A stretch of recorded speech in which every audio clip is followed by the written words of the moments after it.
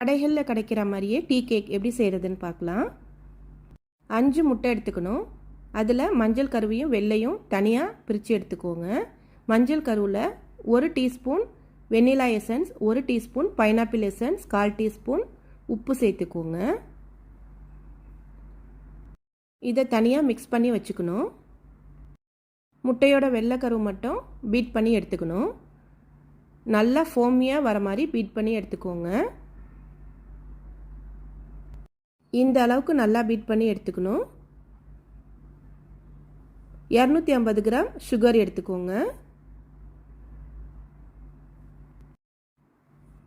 ரெண்டையும் ஒன்றா சேர்த்து நல்லா பீட் பண்ணணும். சுகர் நல்லா கரைஞ்சி வரணும்.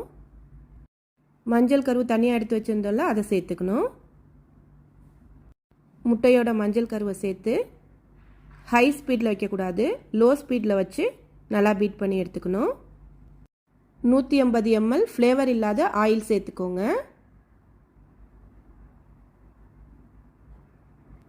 மைதா 230 கிராம் சேர்த்துக்கணும். நல்லா சலிச்சு எடுத்துக்கோங்க. 25 கிராம் பால் பவுடர், 2 டீஸ்பூன் பேக்கிங் பவுடர் சேர்த்துக்கோங்க. பேக்கரி ஸ்டைலில் கிடைக்கணுன்னா பால் பவுடரும் பைனாப்பிள் எசன்ஸும் கண்டிப்பாக சேர்த்துக்கணும். 150 ml பால் சேர்த்துக்கணும். காய்ச்சாத பால் தான் நான் சேர்த்துருக்கேன். லோ ஸ்பீடில் வச்சு நல்லா மிக்ஸ் பண்ணி எடுத்துக்கணும்.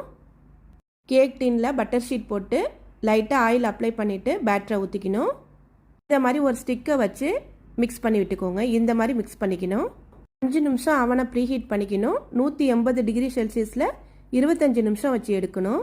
பார்த்தாவே தெரியும் பர்ஃபெக்டாக வந்திருக்கு கேக்கு. 4 ஓரங்களையும் கட் பண்ணிக்கோங்க. அப்புறம் பீஸ் போட்டுக்கலாம். நல்லா ஆற வச்சுட்டு பீஸ் போட்டுக்கோங்க. பேக்கரியில் கிடைக்கிற மாதிரியே நல்லா சூப்பராக ஸ்பாஞ்சியாக வந்திருக்கு. சூப்பராக டீ கேக் ரெடி ஆயிருச்சு. ஒரு பீஸ் கேக் எடுத்து பட்டர் ஷீட்டில் இந்த மாதிரி ரோல் பண்ணிக்கோங்க.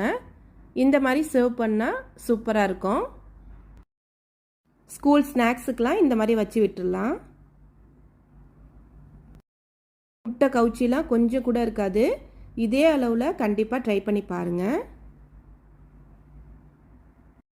பேக்கரி ஸ்டைலில் வீட்லேயே டீ கேக் ரெடி பண்ணியாச்சு. தேங்க்ஸ் ஃபார் வாட்சிங்.